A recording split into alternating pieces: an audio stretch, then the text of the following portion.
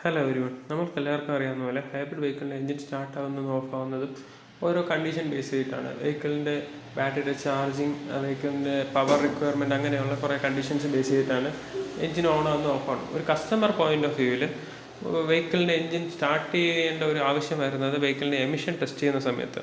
Emission test ചെയ്യുന്ന സമയത്ത് നമ്മുടെ എഞ്ചിൻ ഫുൾ ടൈം സ്റ്റാർട്ട് ആയിരുന്നാലേ നമുക്ക് എമിഷൻ ടെസ്റ്റ് ചെയ്യാൻ പറ്റുള്ളൂ. അതിന് ഹൈബ്രിഡ് വെഹിക്കിൾസിൽ കൊടുത്തിട്ടുള്ളൊരു ഓപ്ഷനാണ് നമ്മുടെ മെയിൻ്റനൻസ് മോഡിലോട്ട് ഷിഫ്റ്റ് ചെയ്യും. മെയിൻ്റനൻസ് മോഡ് രണ്ട് ടൈപ്പിൽ നമുക്ക് മാറ്റാൻ സാധിക്കും. ഒന്ന്, നമുക്ക് വെഹിക്കിളിൽ തന്നെ കുറച്ച് സെറ്റിങ്സിലൂടെ നമുക്ക് മെയിൻ്റനൻസ് മോഡിലോട്ട് മാറ്റാൻ പറ്റും.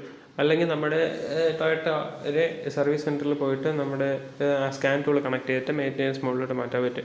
ഇപ്പോൾ ഇതിന് നമുക്ക് പൊല്യൂഷൻ ടെസ്റ്റിന് വേണ്ടി സർവീസ് സെൻറ്ററിൽ നിന്ന് ആളിനെ വിളിച്ച് സ്കാൻ ടൂൾ വെച്ച് മെയിൻ്റനൻസ് മോഡിലോട്ട് മാറ്റുന്നത് ബുദ്ധിമുട്ടുള്ള കാര്യമാണ്. അതിനായിട്ട് നമുക്ക് ഈ വീഡിയോയിലൂടെ മെയിൻ്റനൻസ് മോഡിലോട്ട് എങ്ങനെ ഒരു ഹൈബ്രിഡ് വെഹിക്കിളിനെ ഷിഫ്റ്റ് ചെയ്യാമെന്ന് നമുക്ക് പരിചയപ്പെടാം. ഈ ചാനൽ ആദ്യമായിട്ടാണ് കാണുന്നതെങ്കിൽ ചാനൽ കൂടാതെ അടുത്തുള്ള ബെല്ലൈക്കൺ എനേബിൾ ചെയ്യുക. ഞാൻ അടുത്തൊരു പോസ്റ്റ്.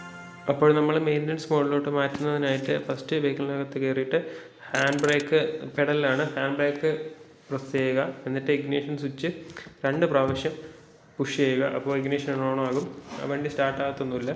എന്നിട്ട് നമ്മൾ ആക്സിലേറ്റർ പെഡൽ 2 പ്രാവശ്യം പുഷ് ചെയ്യുക. എന്നിട്ട് ബ്രേക്കിൽ കാല് വെച്ചിട്ട് നമ്മൾ ഗിയർ സ്റ്റിക്ക് ന്യൂട്രലോട്ടാക്കുക. എന്നിട്ടോ നമ്മുടെ ആക്സിലേറ്റർ പെഡൽ ട്വൈസ് പ്രസ് ചെയ്യുക. എന്നിട്ട് നമ്മൾ പിന്നെ ബ്രേക്കിൽ കാല് വെച്ചിട്ട് ഗിയർ സ്റ്റിക്ക് പാർക്കിലോട്ട് മാറ്റുക. എന്നിട്ട് ആക്സിലേറ്റർ ട്വൈസ് പ്രസ് ചെയ്യുമ്പോൾ നമ്മൾ മെയിൻ്റനൻസ് മോഡ് എന്ന ഡിസ്പ്ലേ കാണാൻ സാധിക്കുന്നുണ്ട്. അറ്റംപ്റ്റിൽ തന്നെ സക്സസ് ആകണമെന്നില്ല. ചിലപ്പോൾ 1-2 പ്രാവശ്യം നിങ്ങൾ ട്രൈ ചെയ്യുമ്പോൾ ഇത് സക്സസ് ആകും. ഈ സ്റ്റെപ്പ് ബൈ സ്റ്റെപ്പ് കറക്റ്റായിട്ട് വാച്ച് ചെയ്തിട്ട് ചെയ്താൽ മതി. അതിൽ വേറെ പ്രശ്നങ്ങളൊന്നുമില്ല. ഈ വീഡിയോ ഇഷ്ടമായിട്ടുണ്ടെങ്കിൽ ചാനൽ സബ്സ്ക്രൈബ് ചെയ്യുക. കൂടാതെ നിങ്ങളുടെ ഫ്രണ്ട്സ് ഫാമിലിയായിട്ട് ഷെയർ